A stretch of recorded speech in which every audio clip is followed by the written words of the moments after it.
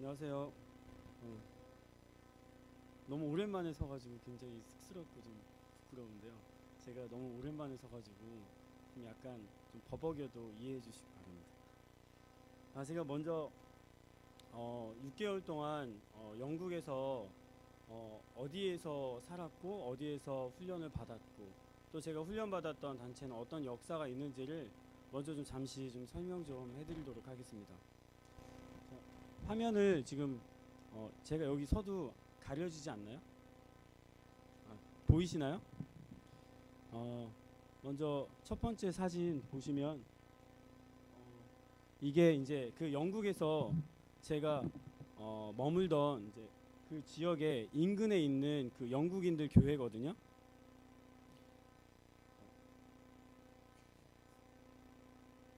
예.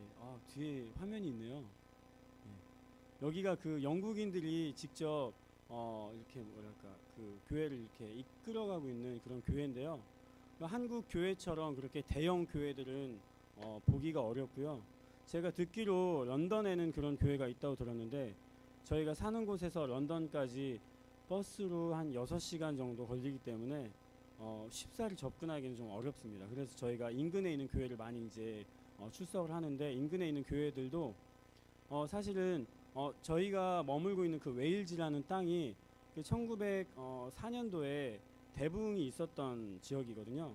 그래서 그런지 그래도 비교적 교회가 좀 활발하게 운영이 되고 있는 것을 좀 볼 수 있었던 것 같습니다. 다음 사진도 한번 보여드릴게요.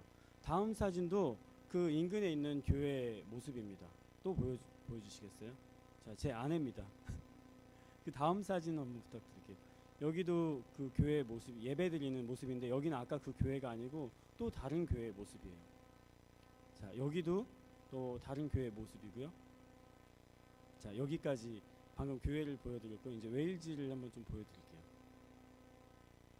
지금 여기 보이시는 이 건물이 저희가 숙소로 사용하고 있는 세인트 에클리라는 이름의 건물인데요. 여기가 원래는 그 이제 예전에 그 실버타운처럼 이렇게 좀 이제 마지막에 연세가 많이 드셔가지고 마지막에 이제 오셔서 머무시던 뭐 그런 건물이거든요. 근데 그런 건물을 저희가 훈련받는 훈련생 그 기수들이 이제 전에 훈련 센터에서는 그냥 훈련 센터에서 머물렀었는데 사람들이 너무 많아지다 보니까 숙소가 필요해가지고 십시일반 가진 것을 내어 놓아가지고 이렇게 건물을 어렵사리 이제 구입한 건물이고요.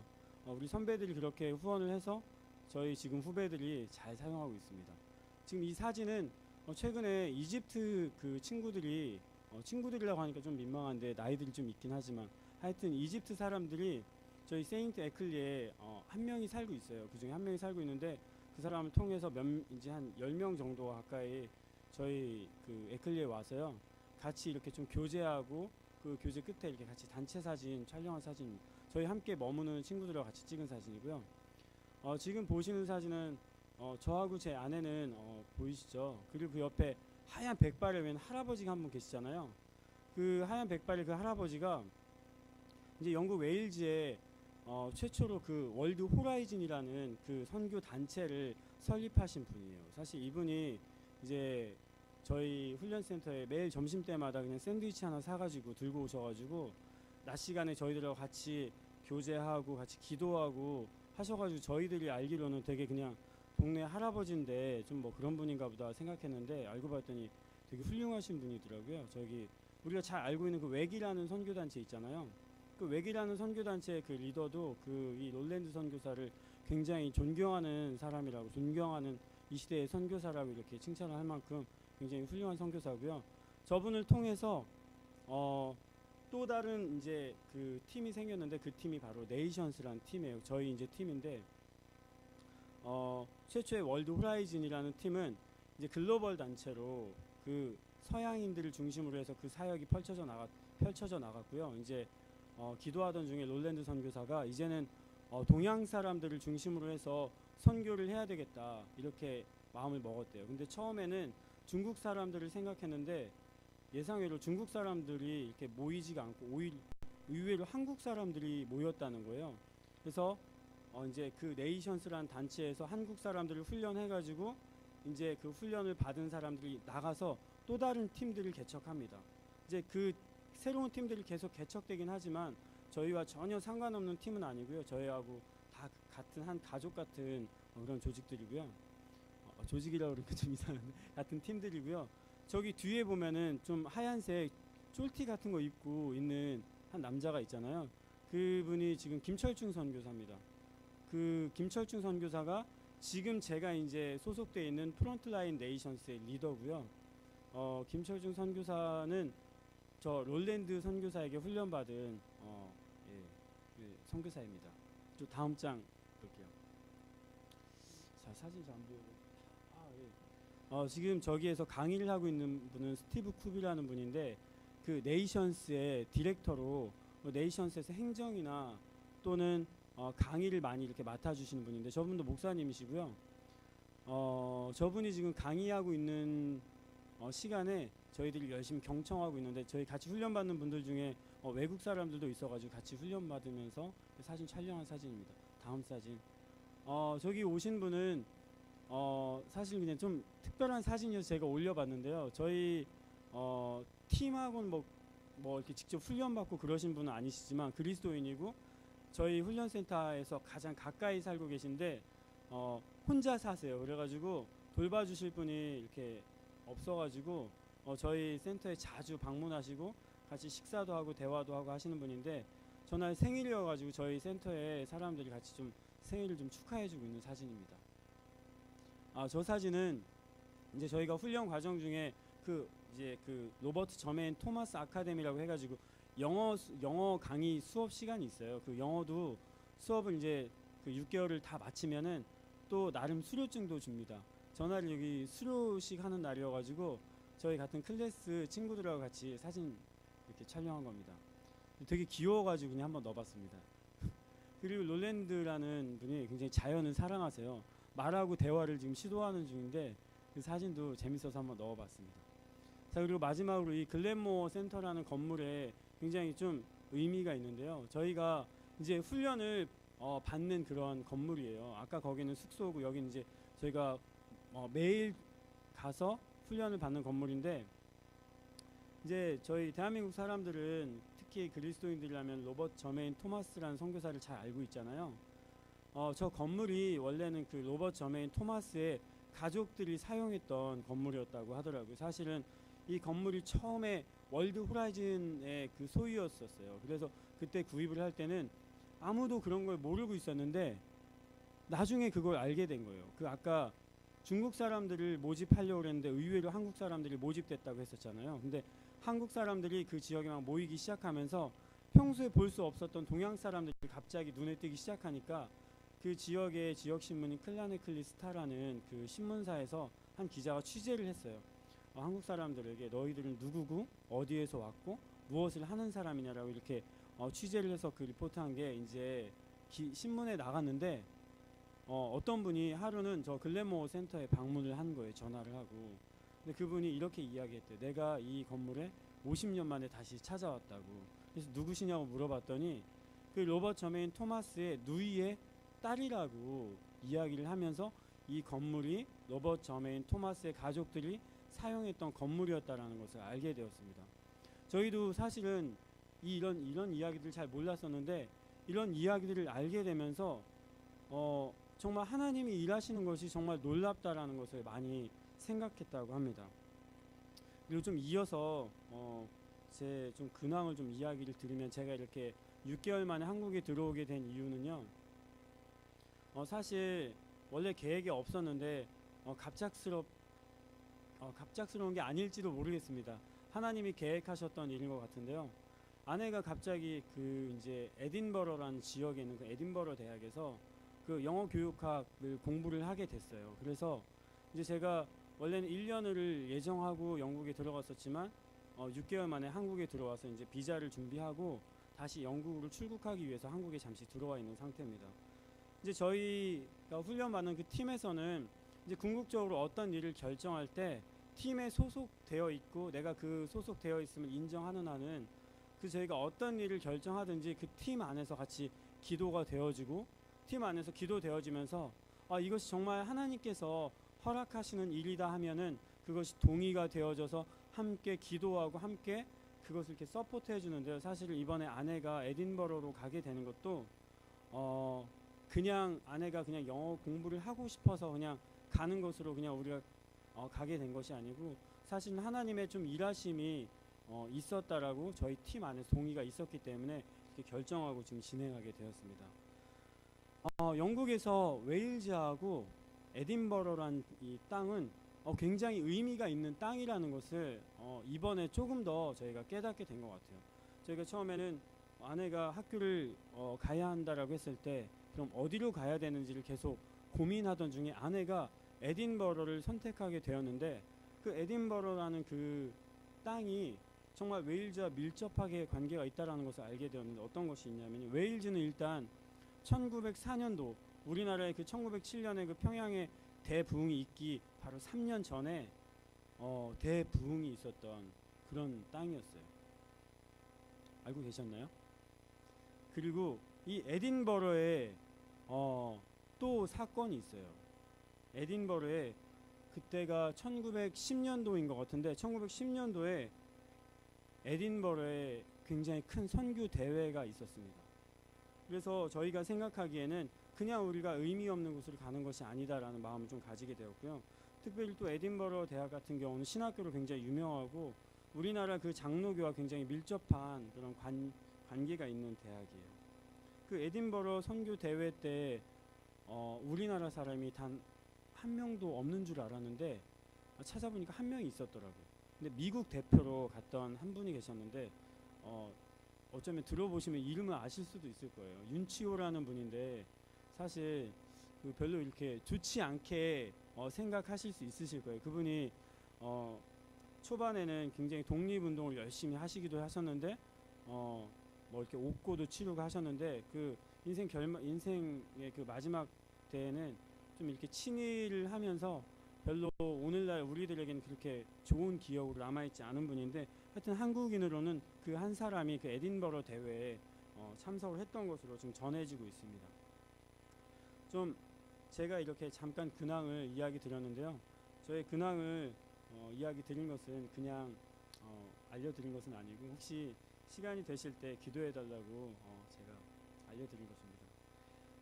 좀 서론이 길었던 것 같습니다. 제가 오늘 준비한 본문을 함께 좀 보도록 할 텐데요. 빌립보서 4장 10절로 15절 말씀입니다.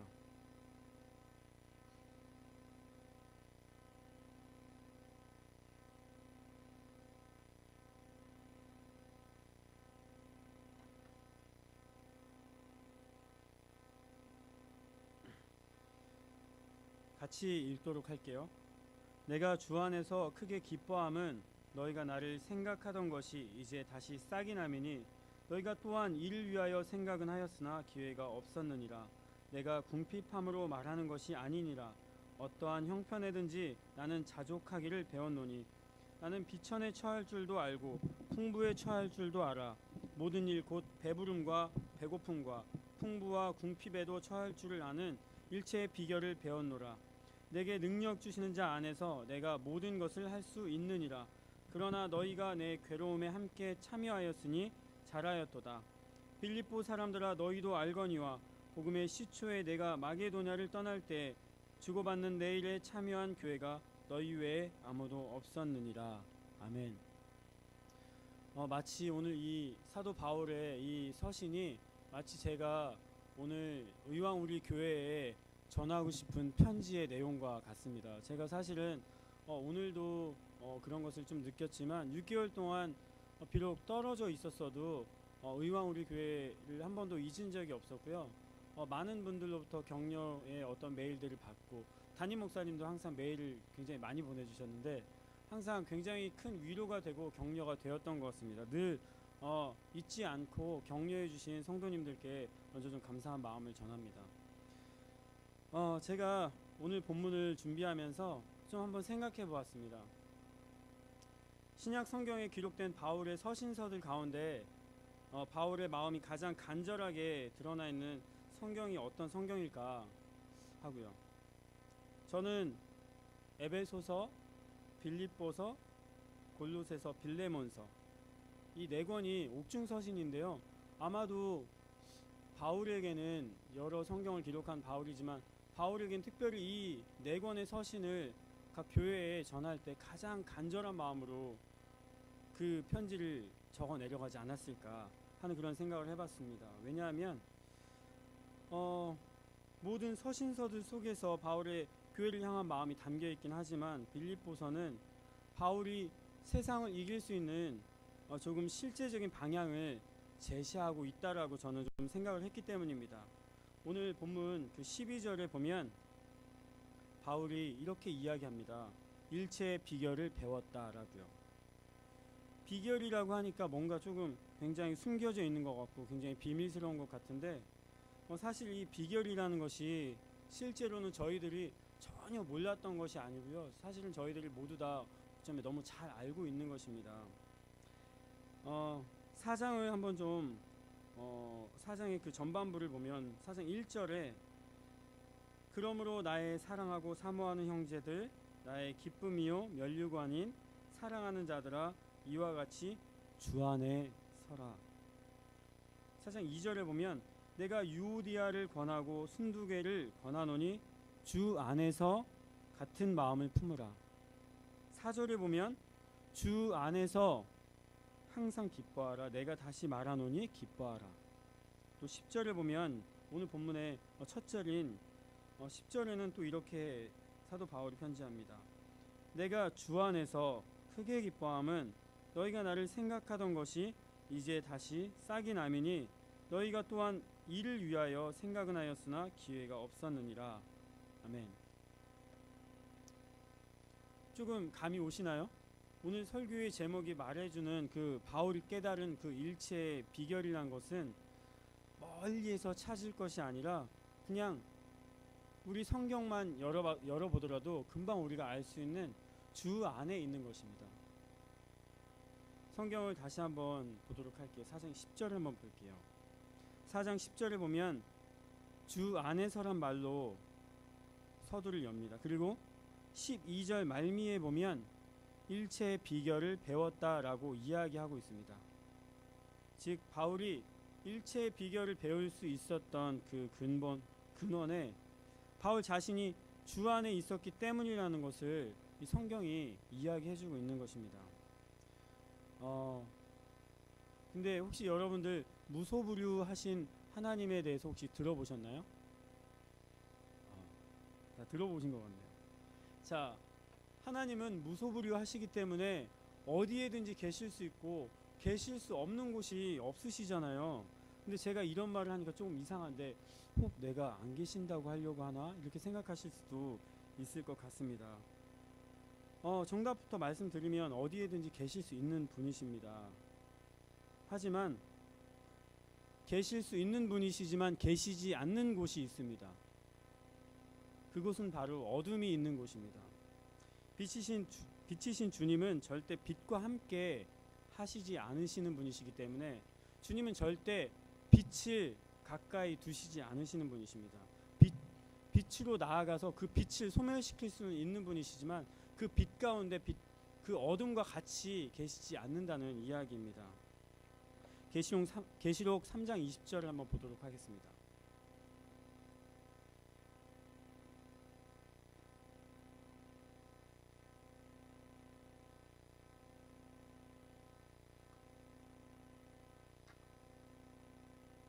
계시록 3장 20절을 보면 볼지어다 내가 문 밖에 서서 두드리노니 누구든지 내 음성을 듣고 문을 열면 내가 그에게로 들어가 그로 더불어 먹고 그는 나로 더불어 먹으리라.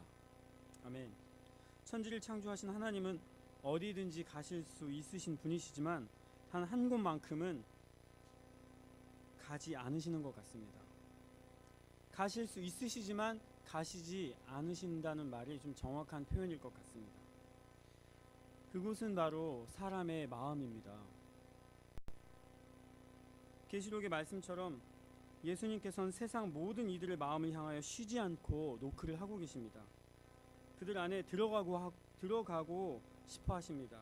하지만 누구라도 주님의 노크를 듣고도 문을 열지 않는다면 예수님은 강제로 그 마음의 문을 열으시고 그 안에 들어가시지 않으시는 분이시라는 이야기입니다. 그러나 주님께서 그 안에 들어가실 수 있게 하려면 그 문을 활짝 열어야만 할 것입니다. 그때 그 문이 열려질 때 그 어둠으로 가득 찼던 그 마음이 빛이신 그리스도로 가득 차게 되며 어둠은 소멸될 것입니다. 우리의 주인 되시는 하나님께서 사람의 마음을 강제로 열고 들어가시지 않으시는 이유가 무엇일까요? 그것 또한 예수님이 하실 수 있으십니다. 하실 수 있으시지만 그렇게 하지 않으시는 이유가 있는데요. 예수님이 바로 인격적이신 분이시기 때문입니다. 저희가 인격적이신 예수님에 대해서 자주 이야기하는데 실제로 인격적이다라는 말을 저희가 쉽게 정의하기가 조금 어려울 수도 있습니다. 왜냐하면 저희가 자주 접하긴 하지만 자주 정의해 본 적은 없기 때문입니다. 사전에 보면 지정의를 가지고 있는 개체라고 이렇게 정의하고 있는데 지정의를 가진 개체는 저희 사람밖에 없죠. 저희 사람이 바로 인격체입니다. 한 사람 한 사람이 바로 인격체인데 그 인격체 안에는 각자의 개성들이 있고 각자의 어떤 생각들이 담겨져 있는데 그것들이 순전하게 다 인격체로 받아들여지는 것입니다. 예수님이 인격적이시다라는 것을 조금 더 쉽게 설명하면 예수님은 굉장히 우리가 표현할 수 없는 어마어마한 분이시지만 저희처럼 어쩌면 보잘것없고 부족한 사람들의 그 눈높이에 맞춰주시고 저희처럼 땅바닥에 붙어 사는 사람들의 그 낮은 곳까지 직접 찾아와 주시기 때문에 예수님은, 우리 하나님은 인격적이신 분이시다라고 저희가 표현할 수 있는 것입니다. 그러므로 바울이 주 안에 있었다는 것은 예수님께서 바울을 노크하실 때 바울은 자신이라는 그 공간을 예수님께 내어주기로 결단하였다는 것입니다. 바울은 어둠에서 빛으로 넘어왔습니다. 잠언 3장 6절을 한번 찾아볼까요?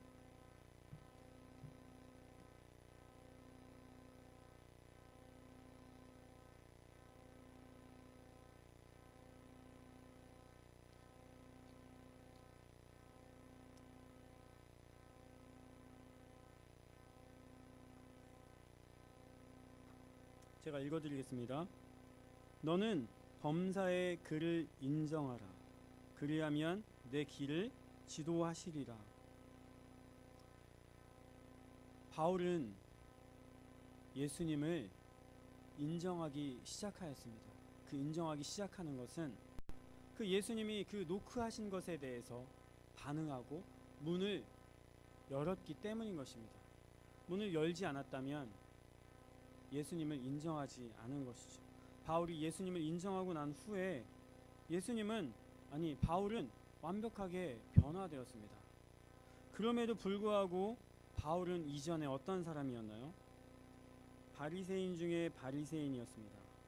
당시에 그 어떤 유대인들보다도 더 많은 지식을 가지고 있었고 그때에도 바울은 하나님에 대해서 이야기하던 사람이었습니다.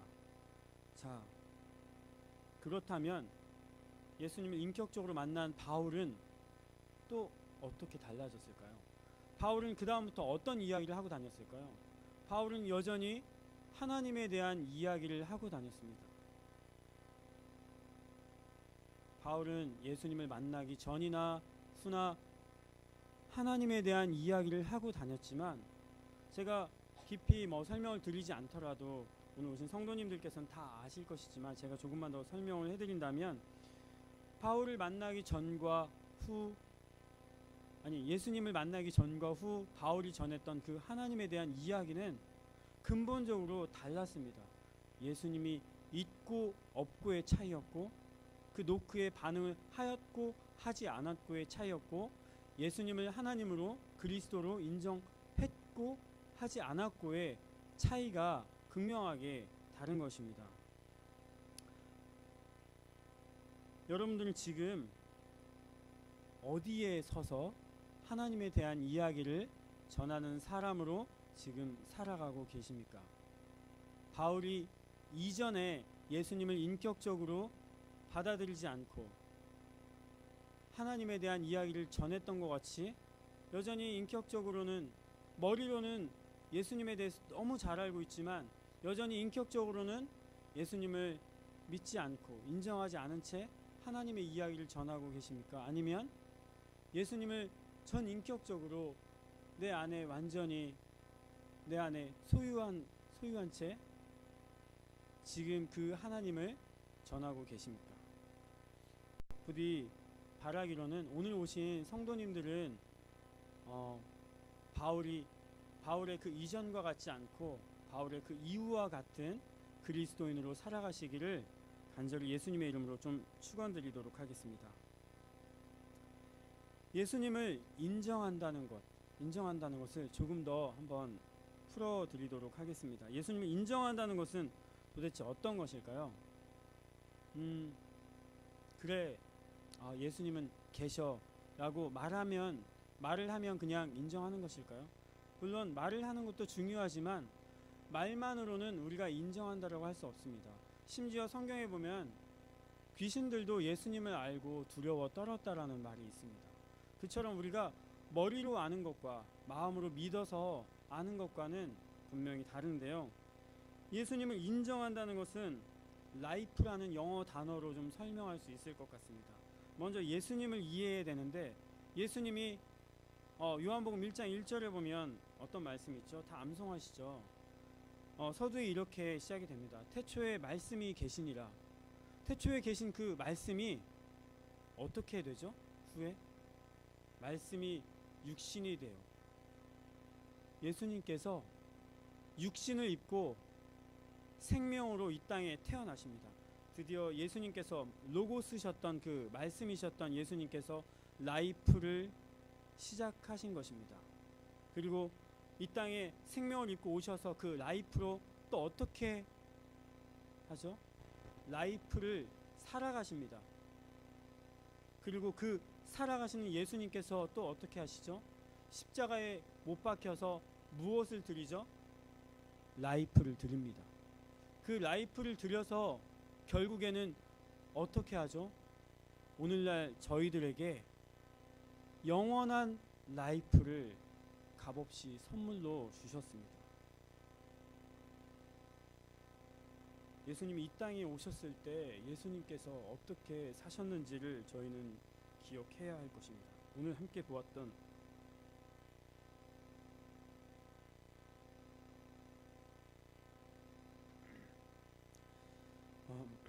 함께 보았던 빌립보 교회에 바울이 서신을 보낼 당시 교회 내에는 분열이 있었습니다. 갈등이 있었습니다. 그 주된 원인은 이단 때문도 아니었고 그 외부의 어떤 누군가 때문도 아니었습니다. 가장 골칫거리는 그 교회 내에서의 분열과 갈등이었는데요. 그 교회 내에 그 유대 배경의 그 기독교인들 가운데 그 유대 율법주의를 깨지 못하고 그 율법주의에 사로잡혀서 여전히 우리가 할 일을 받아야 된다, 무엇을 해야 된다, 우리가 무엇을 지켜야 된다라고 갈등을 빚었던 이들이 있었던 것입니다. 바울은 이 유대 율법주의로 일어난 그 분열에 대해서 이렇게 권면합니다. 빌립보서 1장 9절에 보면 내가 기도하노라 너희 사랑을 지식과 모든 총명으로 점점 더 풍성하게 하사. 사도 바울은 빌립보 교회가 정말 사랑이 넘치는 교회인 것을 잘 알고 있었습니다. 정말 의왕 우리 교회처럼 빌립보 교회도 사랑이 넘쳐났던 교회였습니다. 그럼에도 불구하고 사도 바울이 그 사랑에 더할 것이 있다라고 하는데 지식과 총명을 풍성하게 하길 바란다라고 이야기하고 있었습니다. 그리고 10절에 보면 너희로 지극히 선한 것을 분별하며 또 진실하여 허물 없이 그리스도의 날까지 이르고라고 이야기합니다. 최근에 한국에 와서 제가 우연히 텔레비전 뉴스를 보게 되었는데요. 최근에 유병원 씨가 이렇게 사망을 하게 되면서 어떤 한 전에 그 구원파의 한 신도가 그 인터넷 아니 텔레비전에 그 한 방송사와 전화 인터뷰하는 것을 듣게 되었는데요. 그 사람이 이렇게 좀 진실되게 고백하는 것 같았어요. 근데 왜 사람들이 마음속에 이것이 옳지 않다라는 것을 아는데도 말하지 않느냐라고 질문했더니 그 사람이 이렇게 이야기하였습니다. 알더라도 만일 교회와 다른 소리를 내게 된다면, 구원파 교회와 다른 소리를 내게 된다면 구원파에서 제명이 되기 때문이에요. 그리고 제명이 된다는 것은 하나님과의 끈이 끊어진다는 것이에요. 그렇기 때문에 구원파 교회 성도들은 절대 다른 소리를 낼 수가 없어요 라고 하는 것을 제가 들었습니다.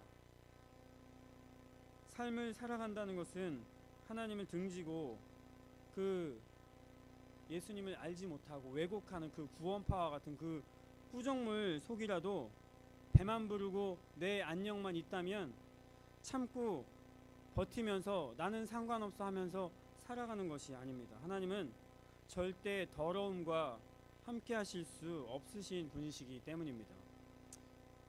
예수님이 이 땅에 오셔서 하신 일 중에 여러 가지 일들이 있는데 그 중에 한두 가지 이야기를 들어드리면 가장 강력한 이야기를 하나 들어드리면 예수님께서 안식일 날 제자들에게 먹을 것을 나누어 줍니다. 그리고 예수님께서 안식일 날 병든 사람을 고치십니다. 그때 바리새인들이 찾아옵니다. 그리고 유대인을 그 바리새인들이 그 예수님을 정죄하기 시작합니다. 예수야, 네가 어찌 안식일을 범하느냐라고. 안식일을 제정하신 하나님이신 예수님에게 왜 네가 그날을 범하냐라고 질문하고 있습니다. 오늘날 계신 교회의 많은 분들도 안식일에 대해서 굉장히 집착을 많이 하는데요. 오늘날 안식일이 언제인가요? 달력에 보면 일요일이 제일 먼저 있잖아요. 지금 안식일은 사실 토요일입니다. 그래서 제7일 안식교나 이런 무슨 교회들 보면은 자꾸 그 안식일 날 예배 드려야 된다고 그 토요일 날 예배 드리러 가자 그러는데 그분들도 예수님을 믿는다고 하지만 토요일 날 예배를 드리러 가야 된다라고 막 한다는 것은 뭔가 좀 아이러니합니다. 예수님께서 이 땅에 오셨을 때 제일 가장 심각하게 훼손했던 게 안식일이었는데 참 신기하죠. 그럼 오늘날 우리들은 왜 10계명에도 있는데 안식일을 지금 지키지 않고 주일날 예배를 드릴까요? 지금 계신 교회 이 종교개혁 이후로 이 계신 교회들에게는 종교개혁뿐만이 아닙니다. 초대교회 때부터 지금까지 우리 교회들은 가장 중요하게 생각하는 게 안식일보다도 부활이거든요. 왜 저희가 수요일하고 주일날 예배를 드리냐면 일요일부터 시작하잖아요. 그 3일 후 이 부활 후 첫째 날을 기념하는 저희가 부활을 기념해서 예배를 드리는데 일, 월, 화 하면 수요일이 나오죠. 그리고 목, 금, 토 하면 또 주일이 나옵니다. 그래서 저희는 부활을 기념하면서 예수님이 부활하신 걸 기억하고 기념하면서 영원한 생명이 저희에게 소망으로 남겨져 있는 것을 기념하면서 저희가 수요일과 주일날 예배를 드리는 것입니다. 그러므로 저희는 반드시 깨야 할 것입니다. 그 유대적 율법주의뿐만 아니라 지금 이 땅의 대한민국에도 한국적 유교적 율법주의들이 있습니다. 그리고 유교적 율법주의뿐만 아니라 우리 각자가 가지고 있는 그런 율법주의들이 있습니다. 저희는 제가 영국에 훈련을 받을 때 보통은 프레임이라고 하는데 각자의 틀을 깨야 합니다. 각자의 틀을 깨고 예수님의 틀 안에 저희가 들어가야 하는 것입니다. 예수님께서 우리에게 노크를 하실 때 우리가 문을 열면 예수님께서 우리 안에 들어오시고 예수님의 틀을 저희에게 입혀 주실 것입니다. 그것을 기대하시기 바랍니다. 저는 지난 6개월 동안 하나님을 인정하는 것에 대해서 좀 심화 훈련을 받았던 것 같습니다. 그리고 몇 가지 사건을 통해서 더욱더 하나님을 인정하는 그런 계기가 있었는데요. 제가 경험했던, 영국에서 경험했던 몇 가지 이야기를 좀 나눠드리고 좀 말씀을 마치도록 하겠습니다. 먼저 함께 훈련을 받았던 친구들 중에서 유일하게 세 친구만 한 번도는 아니죠. 몇 번 교회를 나갔던 친구도 있었고 한 번도 교회를 나가지 않았던 친구도 있었는데 세 명의 예수님을 믿지 않는 친구들이 있었습니다. 근데 그 친구들이 모집된 배경이 굉장히 신기했어요. 이제 저희가 훈련을 받는 도중에 변화되는 경우가 굉장히 많아요. 왜냐하면 매일 말씀 보고 매일 말씀 묵상하고 매일 주 안에 있는 것에 대해서 나누고 계속 기도하고 하니까 그런 곳에서 한 6개월 있으면 누구라도 변화되지 않겠습니까? 그러니까 한국에서 굉장히 문제아였던 한 친구가 청년이었는데 말썽도 많이 부리고 하던 친구가 영국에 와서 변화가 많이 된 거예요. 그래서 한국에 가서 친한 이제 그 친구의 친한 친구의 그 훈련을 받은 친구의 엄마가 자신의 그 친구들과 함께 모이는 자리에서 그런 이야기를 나눴대요. 근데 한 분은 교회를 다니지 않으시는 어머니인데 그럼 내 딸도 거기에 좀 보내면 어떨까? 교회 안 다닌 사람도 가도 될까? 했는데 저희는 아무나 와도 상관없거든요. 그래서 그 친구가 저희 훈련에 참여하게 되었어요. 근데 그 친구는 한국에서 그 쇼핑몰에 무슨 피팅 모델 같은 걸 했다고 하더라고요. 그래서 취미가 뭐냐라고 물었을 때 밤새도록 술 마시는 거고 특기가 뭐냐라고 했을 때 몰래 담배 피우는 거라고 이야기를 하던 친구였어요. 근데 이 친구가 놀랍게도 한국에 있을 때 꿈이 전혀 없다라고 이야기하던 친구였는데 꿈이 생겼습니다. 영국에 와가지고 이제 아내가 이제 저녁 때마다 이제 영어 수업이 있지만 따로 저녁 때마다 아내가 다시 또 영어를 조금씩 이렇게 공부를 가르쳐 줬었거든요. 근데 그 친구가 저녁 때마다 영어 공부를 하는데 공부를 하는 그 즐거움을 발견하게 된 거예요. 전에는 그냥 공부를 하라고 그러는데 왜 해야 되는지 몰라가지고 의미가 없으니까 자기가 공부를 해야 될 의미를 찾지를 못하니까 공부를 하고 싶어 하지 않았는데 의미를 발견한 거예요.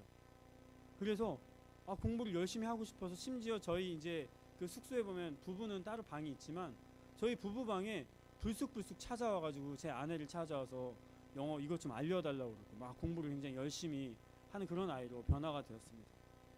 그리고 또 한 친구는 한국에서 굉장히 안티 기독교인으로 기독교인이라고 하면 개독교 하면서 개땡땡 하면서 욕을 하던 그런 친구였는데 부모님이 굉장히 신실하신 분이어가지고 어쩔 수 없이 오게 되었던 친구가 있었어요. 근데 그 친구가 처음에 어떤 생활을 했냐면 만약에 휴대폰이 있잖아요. 그러면 강의를 하는데 강사가 아무리 땀을 뻘뻘 흘리면서 강의를 해도 이 두 다리 저기다 이렇게 뻗고 약간은 좀 이렇게 삐딱하게 앉아가지고 핸드폰만 계속 주물떡 하던 친구였어요. 근데 이 친구도 계속 시간이 지나니까 고민이 생긴 거예요. 내가 뭐 하고 있지? 하는 고민이요. 왜냐하면 아까 제가 방금 이야기 드렸던 그 친구가 태도가 달라진 거예요. 처음에는 굉장히 그냥 자기 멋대로 인터넷만 하고 그러던 친구가 갑자기 조금씩 달라지고 자기가 체험한 하나님에 대해서 이야기하기 시작하니까 이 친구가 도전을 받은 거예요. 내가 적어도 쟤보단 나을 줄 알았는데 나보다 못할 줄 알았던 애가 갑자기 좀 달라진 모습을 보이니까 도전받기 시작한 거예요. 그리고 나서 그 친구가 갑자기 치열한 싸움을 하기 시작했어요. 자기 안에 있는 그 마음속에 있는 그런 싸움들을 심지어는 바깥에까지 끄집어 와서 막 저희 리더들과 막 반항하면서 싸우기도 하고 그게 맞냐 그거는 거짓말 아니냐라고 막 싸우기도 하고 근데 그러던 친구가 갑자기 터져버리기 시작했습니다.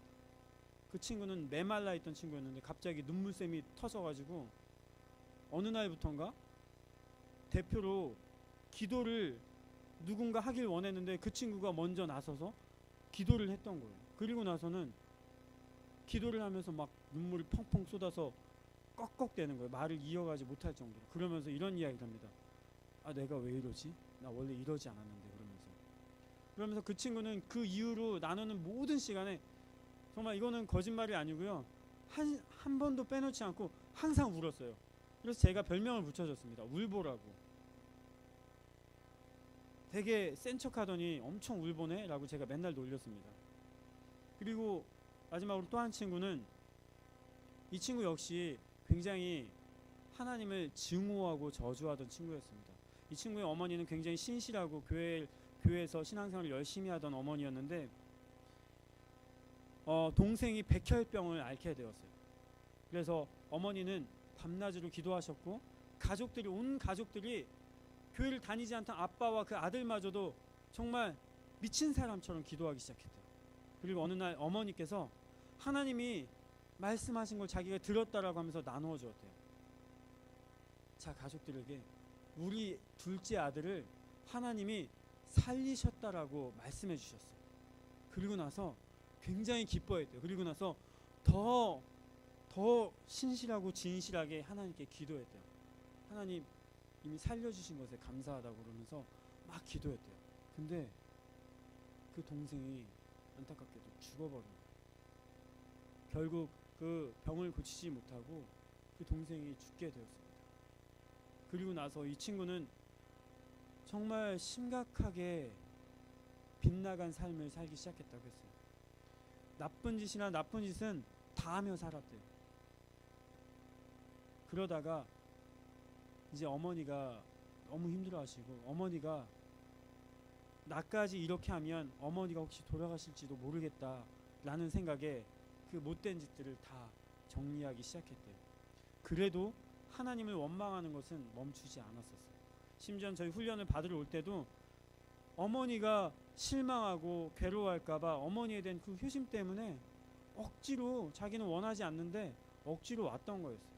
그 친구는 한국에서 자기가 정말 하고 싶었던 일을 하고 있었는데도 불구하고 그 일을 잠시 접어두고 어머니 소원을 들어드려야 되겠다 생각하고 그곳에 왔어요. 근데 그 친구도 역시 그냥 술 담배를 좋아하고 그냥 별 생각 없이 그냥 훈련을 계속 이어나갔어요. 근데 그 친구가 어느 순간부턴가 말씀이 들어가기 시작하고 변화되는 모습을 보이기 시작하는 거예요. 그렇게 한 4개월쯤 5개월이 다 돼가는 시간쯤 지나갔을 때 그 친구랑 진지한 이야기를 한 번도 나눠본 적이 없었는데 하루는 저에게 형 잠깐 이야기 좀 해요 라고 저를 찾는 거예요. 그래서 제가 가서 같이 이야기를 나누는데 저한테 이런 이야기를 했습니다. 하나님께서 엄마에게 이 둘째 아들을 살리셨다라는 말씀이 맞았어요 라고. 이 친구가 전에는 몰랐대요. 그냥 이 땅에서 육신이 살아나는 것이 전부인 줄 알았는데 이곳에 와서 훈련을 받으면서 육신이 살아나는 것 그 이상으로 이 영원한 생명이 우리에게 있다라는 것을 본인이 알았다고 저한테 이런 고백을 하는 거예요. 이 친구도 이렇게 되기까지는 사실 쉽지 않은 여정이었습니다. 이 세 친구가 이렇게 변하는 것을 보면서 저희들 모두에게도 굉장히 큰 도전이 되었던 것 같습니다. 그 외에도 제가 다 나누지는 못하지만 이렇게 특별히 믿지 않는 친구들 외에도 특별히 완전하게 인생이 막 뒤바뀌는 것처럼 삶의 어떤 경로가 바뀌는 친구들도 있었습니다. 그리고 제가 이 영국에서 이 한국으로 들어오기 전에 마지막으로 이제 저희 훈련의 여정이었던 그 익스피디션이 있는데요. 이제 우리가 흔히 정탐 여행이라고 하는데 그 정탐 여행에서 있었던 한 가지 일을 좀 전해드리도록 하겠는데요. 시간이 좀 많이 지나갔는데 좀 죄송합니다. 이제 저희가 정탐 여행을 시작하면서 이제 각 여러 팀들로 나눠졌어요. 총 4팀으로 나눠졌는데 모로코의 2팀과 터키의 2팀으로 나눠졌어요. 근데 저희는 모로코로 여정을 하게 되는데 저희 팀의 리더가 굉장히 짠돌이에요. 맨날 이렇게 저희가 이제 공동 생활을 하다 보니까 음식 같은 걸 이제 그 재료를 사는데 정말 이렇게 신문 같은 거 가지고 와서 일일이 가격 다 조사해가지고 제일 싼 걸로 맨날 고르는 그런 친구예요. 이 친구가 저희 리더가 되다 보니까 이 친구가 절약 하는 거예요. 그러니까 저희들 생각에는 이번 훈련의 핵심은 절약이다. 그래서 머릿속에 절약 하는 생각을 가지고 훈련을 시작하게 되었습니다. 그리고 이제 저희가 어느덧 이제 며칠을 지나가지고 이제 그 현지 가정에 저희가 이제 침투를 하려고 이제 흩어지게 되었는데요. 저희 팀은 지금 제 아내하고 저희 교회에서 이제 지금 또 간 청년이 한 명 있는데 예은이란 친구하고 그 49세 드셨는데 아직 결혼을 하시지 않은 한 싱글 형제 한 분하고 넷이 같이 움직이게 되었어요. 그러는 그래서 저희들은 절약 어떻게든 우리는 절약을 해야 된다라는 생각 때문에 사실 저희들은 그날 호텔비도 있고 밥을 사 먹을 돈도 있었거든요. 넉넉하진 않아도 아주 뭐 보잘것없는 그냥 빵 한 조각이라도 일단은 허기를 채울 수 있을 만큼의 돈과 아주 지저분하고 막 빈데 막 이런 것도 되게 많은데 막 하여튼 어쨌든 그런 데라도 비는 피할 수 있는 뭐 이 이슬은 피할 수 있는 그런 곳에서 잘 수 있는 돈이 있었거든요. 근데도 불구하고 저희는 어떻게든 절약해서 여기 현지 사람들 집에 가서 밥도 얻어먹고 잠도 공짜로 자고 해서 이 돈을 잘 아껴야 되겠다 이렇게 생각했어요. 왜냐하면 리더가 하도 절약하니까 절약해야 되나 보다 저희는 아무 생각 없이 이렇게 했던 것 같아요. 그리고 나서 하루를 정말 열심히 돌아다녔어요. 저희가 아가디르라는 곳을 아가디르가 와르자자시라는 곳을 굉장히 열심히 돌아다녔는데 거기는 사하라 사막에서 가까운 곳이라 정말 땡볕이 한 45도 정도 되고요. 정말 더운 날씨였어요. 그러니까 너무 더우니까 저희들도 힘들고 막 그래가지고 아무 집이나 막 노크를 해가지고 그 집에 막 들어갔어요. 특별히 우리 예은이가 정말 용기 있는 친구더라고요. 아무 집이나 막 노크를 하고 막 초인종 눌러가지고 막 그 집에 들어가가지고 막 같이 얘기도 하고 막 대화도 하고 즐거운 시간을 막 갔는데 저희들이 방문하는 집들마다 다 본인의 집이 아닌 거예요. 저희들하고 친해진 사람들이 다 친척 집이고 엄마 집이고 아빠 집인 거예요. 그래서 한참 있다가 한참 얘기하다 보면 시계를 보면서 이제 너희들이 가야 될 것 같아 그러는 거예요. 그래서 저희는 그때마다 아쉽지만 걸음을 돌려서 나왔어요. 그렇게 계속 걸음을 돌리고 나오다가 한 저녁 8시 반쯤 됐는데 저희가 이제 갈 곳이 없는 것 같아가지고 막 헤매고 있는데 어떤 한 친구가 저희를 부르는 거예요. 그래서 기쁘게 그 친구네 집에 들어갔어요. 그 친구가 근데 저희들을 막 굉장히 반갑게 환영해주고 맛있는 거 먹을 것도 막 갖다주고 굉장히 즐겁게 시간을 막 보냈어요. 근데 시간이 한 11시 가까워지는데 이 친구가 갑자기 동네 구경을 시켜주겠다는 거예요. 근데 저희가 생각하기에 지금 시간이 너무 늦었는데 동네 구경을 한다는 것이 좀 이상하다. 일단 우리가 다 배낭을 메고 갔었는데 배낭을 메고 나가자. 혹시라도 우리가 이 집에 와서 오늘 자지 못할 수도 있겠다 하고 나가는데 역시나 이 친구가 어디로 저희를 데려갔는데 자기네 삼촌이 운영하는 여행사로 저를 인도해서 저희가 싼 값에 여행할 수 있는 어떤 여행 상품을 저에게 소개를 시켜주는 삼촌에게 저희를 안내해 준 거예요. 저희는 그곳에서 새벽 1시가 다 돼가도록 그 듣고 싶지 않은 이야기를 한참 듣다가 결국에 저희는 어쩔 수 없이 이제 호텔을 잡아서 저희가 그 호텔에서 묵게 되었습니다. 근데 그 호텔에서 묵으면서 저희들이 그날 하루 일정에 대해서 피드백하고 기도하는 시간을 좀 가졌어요. 그런데 사실 한 그 49세 드신 형님이 저한테 그러는 거예요. 제가 이제 리드를 하고 있었는데 이제 저는 아무나 다 만났거든요. 근데 보니까 여행사 이렇게 호객하는 사람들을 굉장히 많이 만나는 거예요. 그러니까 그 형님이 저한테 핀잔을 줬어. 너 사람 딱 보면 모르겠냐고. 딱 보면 호객꾼이잖아. 근데 제가 솔직히 잘 모르겠더라고요. 그래서 저는 솔직히 잘 몰랐다 이러고 있는데 갑자기 제 아내가 좀 표정이 일그러져가지고 쓴소리를 하기 시작했어요. 그 형님에게 하는 것이 아니고 저희들 모두에게. 저희가 어떤 생각을 가지고 있었냐면 너무 돈 하고 절약 하고 있었던 것이 아내의 마음을 굉장히 힘들게 했던 것 같아요. 아내가 우리가 여기 왜 온 거예요? 우리가 여기 절약하러 온 거예요? 우리 돈 있잖아요. 우리가 돈 아끼려고 사람 골라가면서 만나는 거나 우리를 돈으로 보고 호객꾼이 우리에게 오는 거나 뭐가 달라요? 라고 하는 거예요. 갑자기 저희들 4명이 꿀먹은 벙어리처럼 갑자기 굉장히 조용해지기 시작했습니다. 그리고 저희들은 그때부터 울기 시작했어요. 내가 여기 왜 왔지? 우리가 여기 왜 왔지? 그러면서 저희는 정말 하나님께 좀 귀 기울이기 시작했고 그때부터 좀 기도하기 시작했어요. 하나님께서 저희들에게 이야기해 주셨어요. 너희들이 본질을 붙잡으라고. 그래서 그 다음 날부터 저희들은 아무나 닥치는 대로 만나야 되겠다. 우리에게 호객 행위를 하는 사람이건 우리에게 혹 나쁜 사람이건 좋은 사람이건 가리지 않고 누구라도 만나야 되겠다라고 말하고 계속 만나기 시작했어요.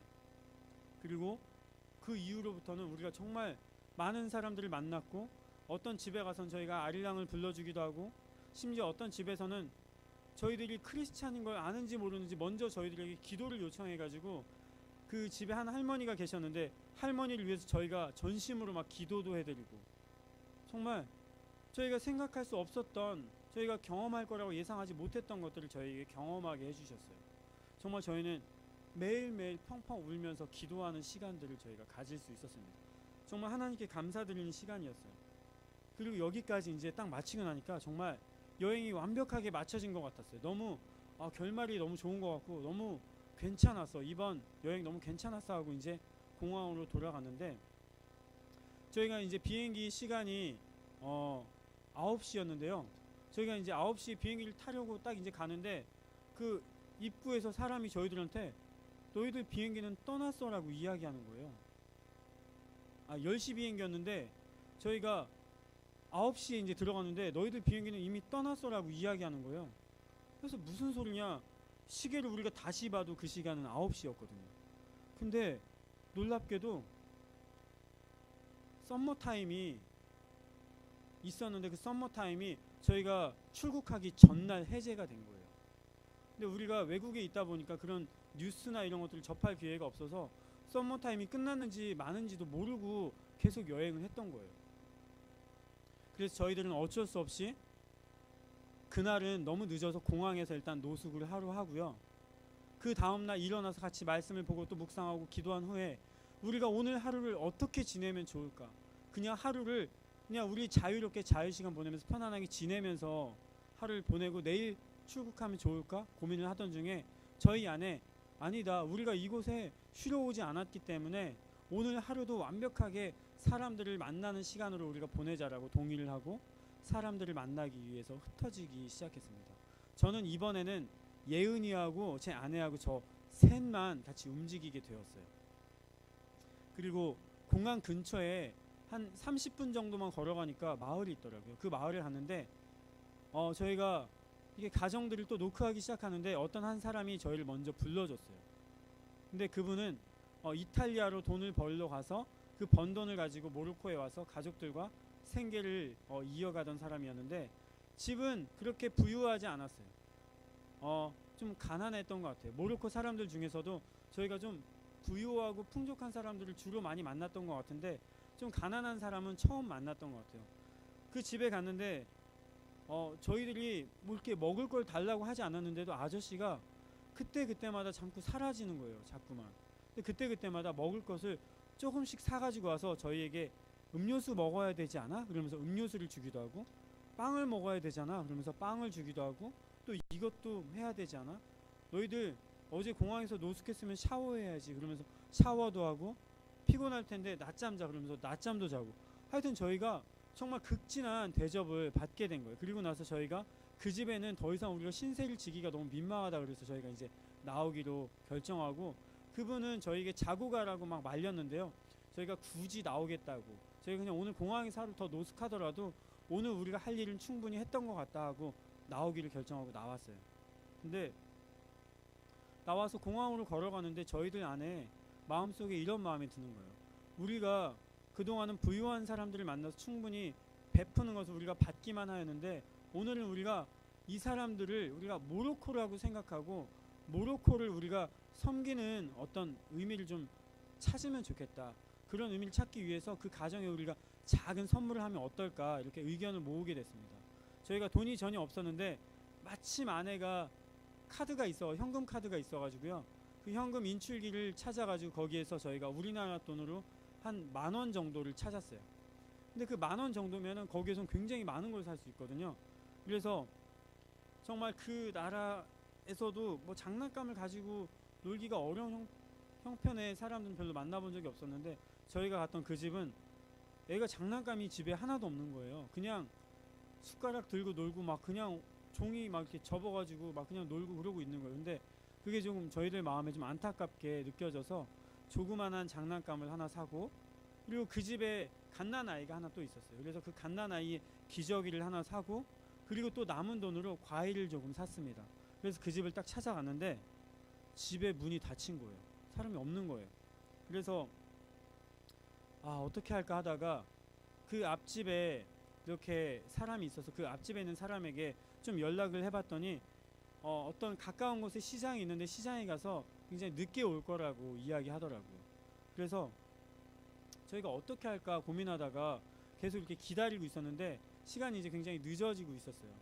그러던 차에 저희가 다른 지역에서 만났던 아부드라는 한 친구가 있었는데, 그 친구가 저희가 그 공항 근처에 있다는 거 알고 저희를 보러 오겠다는 거예요. 그래서 저희가 그 공항에서 무료 그 유심칩을 하나 줘가지고 통화를 할 수 있어서 통화를 할 수 있었거든요, 제 휴대폰으로.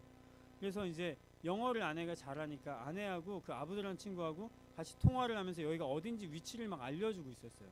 근데 저희가 타국 땅에서 위치를 정확히 설명하기가 어렵잖아요. 그래서 아내가 길 가던 한 두 청년이 있었는데 그 청년 중 한 명에게 조금 길 좀 설명해 줄 수 있겠냐고 하면서 전화를 이렇게 딱 건넸습니다. 근데 갑자기 그 청년이 전화기를 받자마자 줄행랑을 치는 거예요. 막 도망치기 시작하는 거예요. 그 순간 저는 당황하긴 했지만 침착하게 그 핸드폰을 들고 도망치는 친구를 막 쫓아갔습니다. 저도 사실 달리기가 굉장히 빠르거든요. 그래서 거의 다 잡았어요. 근데 그 친구가 이제는 약간 도망치기가 어려운 어디까지 딱 도망을 간 거예요. 근데 그 친구 갑자기 뒤를 딱 돌아서더니 주변에 있던 벽돌이나 돌들을 저한테 막 던지기 시작하는 거예요. 근데 그때가 밤 되게 늦은 시간이었거든요. 한 10시 정도 됐던 시간이었는데 이제 저에게 그런 능력이 있는 줄 몰랐는데 제가 그 던지는 모든 벽돌을 다 피하거나 손으로 다 막아내는 거예요. 그래서 사실은 제 몸에는 하나도 상처를 입지 않았어요. 손에는 그 당시에 찍혀가지고 약간의 이렇게 상처들이 있긴 했었지만 손 외에는 다른 곳엔 전혀 상처를 입지 않은 거예요. 그리고 나서 제가 이제 멀쩡하잖아요. 화도 나잖아요. 분하잖아요. 억울하잖아요. 제 앞에 있는 짱돌을 하나 발견했어요. 그래서 그 친구가 주춤하는 사이에 짱돌을 이렇게 들어서 올리는 순간에 하나님께서 저에게 말씀하십니다. 아들아, 그 돌을 내려놓거라 라고. 제가 그 모로코에 왜 갔는지 잊어버리고 있었어요. 그 영화 중에 그 창끝이라는 영화가 있습니다. 그 창끝이라는 영화에 보면 짐 엘리엇이라는 한 선교사가 있는데 그 브라질 그 깊숙한 곳에 한 번도 문명과 접촉해 보지 않은 어떤 이들에게 복음을 전하는데요. 그들은 그 선교사들에 대해서 오해를 해요. 우리를 죽이러 왔나 보다 하고. 근데 그 선교사들에게는 권총이 있었거든요. 근데 어느 날은 그 부족 사람들이 그 선교사들을 죽이기로 결정하고 그 선교사들을 창으로 찔러서 죽이러 갑니다. 그리고 한 사람씩 찔러 죽여요. 근데 짐 엘리엇이라는 선교사가 죽어가는 그 순간에 총을 결국은 쏘지 않고 그냥 죽는 것을 선택합니다. 그리고 그 선교사가 마지막으로 이렇게 이야기합니다.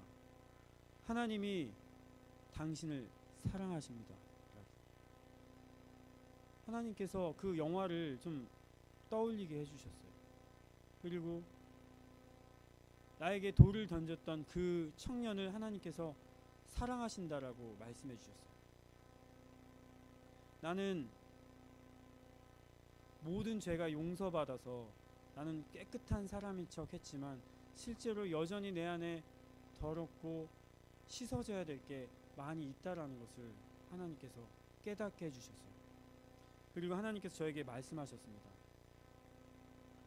네가 그 땅이 아니라 어느 땅에 네가 가더라도 네가 해야 할 일은 예수 그리스도께서 십자가에서 생명을 드림으로 모든 열방의 모든 사람들에게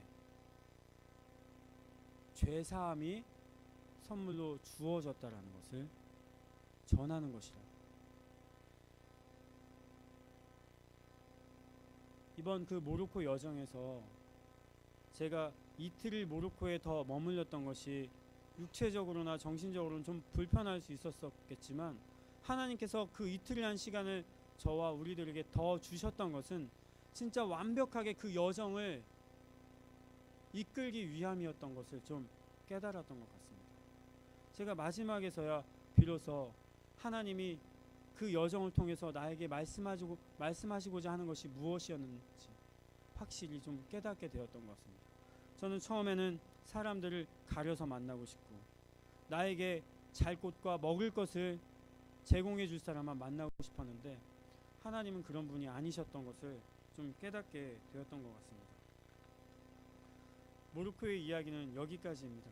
그리고 오늘 저의 설교도 여기까지 마치도록 하겠습니다. 오늘 설교가 많이 길어져서 너무 죄송하고요. 오늘의 핵심은 바로 그것입니다. 주 안에 있는 것. 주 안에 있는다는 것은 나의 이기나 나의 탐심을 버리는 것입니다. 그리스도로 가득 채우는 것입니다. 기도하겠습니다.